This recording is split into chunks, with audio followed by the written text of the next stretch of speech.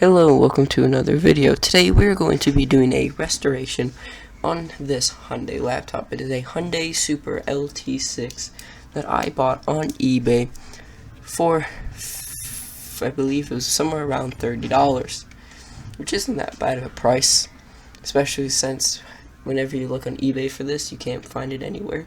And Googling it, you don't get that much information. So, the power adapter did come a little bit broken. It's still functional, but it was showing some exposed wire. So, I just used some electrical tape to fix it up temporarily. And maybe one day I'll cut the wires a little bit and resolder the connector.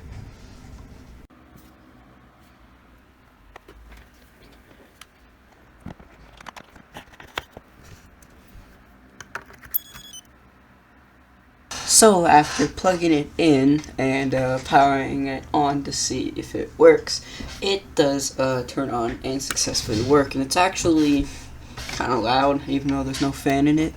But looking around the BIOS, there really isn't anything that much interesting. I mean, you know, we have the hard drive capacity, which is 40 megabytes, and the CPU is an Intel 386 CPU. Now, as you can see in the BIOS, the floppy drive is detected in the system, but no boot disk I tried would read. And, yeah, so I'm going to assume that the floppy drive just simply won't read disks anymore. So, I'm going to take the time and courage to take this thing apart and try and replace it. Now, I didn't take very much video of this, but it is mainly just pictures that I took, so it'll be kind of like a picture slideshow. So, first thing that I had to do was take off the back cover behind the screen, which was where the battery was held in. Now, this battery was leaking everywhere. Like, it wasn't like actually like liquid, but it was kind of like solid, and you could see it like bulging out in the sides, and some of the corrosion got on the connector. So I'll put the battery back in just for completeness, but I will not plug in the connector so that the corrosion doesn't go from the battery to the connector.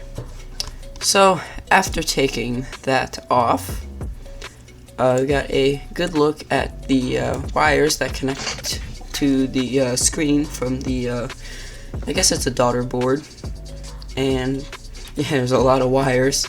So after that, then there's this little like flimsy metal shield that I have to take off. So after taking that off, move that, and then got a look at the floppy drive and the hard drive and where it is located, and where the position of the connectors are in. Then I decided to take out the daughter board, and you know, there's a lot of connectors that need to be removed. Yeah, so after removing the daughter board, we got a look at underneath the main board itself, and there was it was a little bit easier to get access to the hard disk and the floppy disk. So here is the replacement drive, and this is the caddy that it goes in. Now, the connectors on the replacement drive and the original drive are actually flipped. So, in order for me to be able to connect the cables, I have to flip the drive upside down.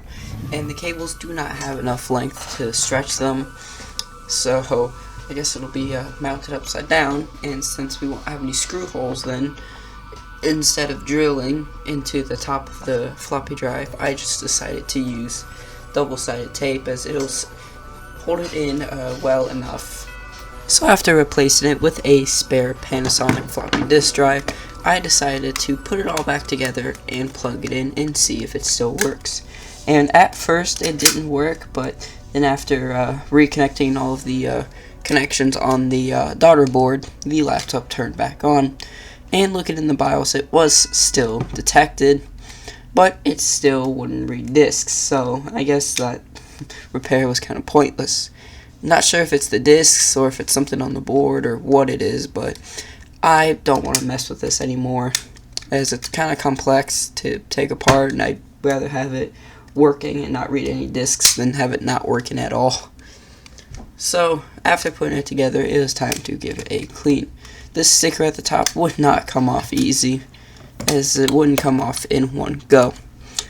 And if you look closely into the plastics, you can see that there is what appears to be crayon, like someone has drawn on it, but I couldn't get it off. I tried alcohol, I tried just regular water, I tried WD-40, nothing would get it off. Although the WD-40 did make it a little bit less visible, it still didn't come off completely.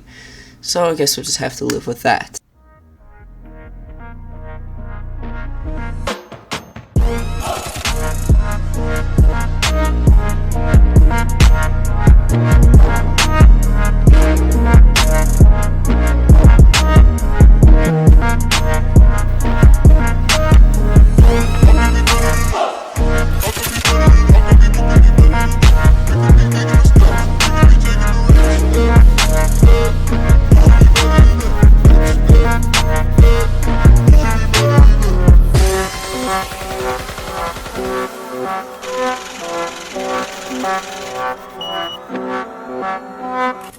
And there we have it. This laptop is about 90% restored. The only minor thing is that there is a piece of plastic missing on the handle, and that I couldn't get the floppy disk drive to work. I am looking into buying a parallel external floppy disk drive. However, I'm not 100% sure that'll work, as on the back there is a proprietary external floppy disk drive connector, and I'm not sure if it'll detect floppy disk drives over parallel. So I hope you guys enjoyed this video. If you did, definitely leave a like and subscribe, and yeah, I guess I'll see you guys next time. I have a lot more videos in the works, so yeah, we'll see them soon. So see ya.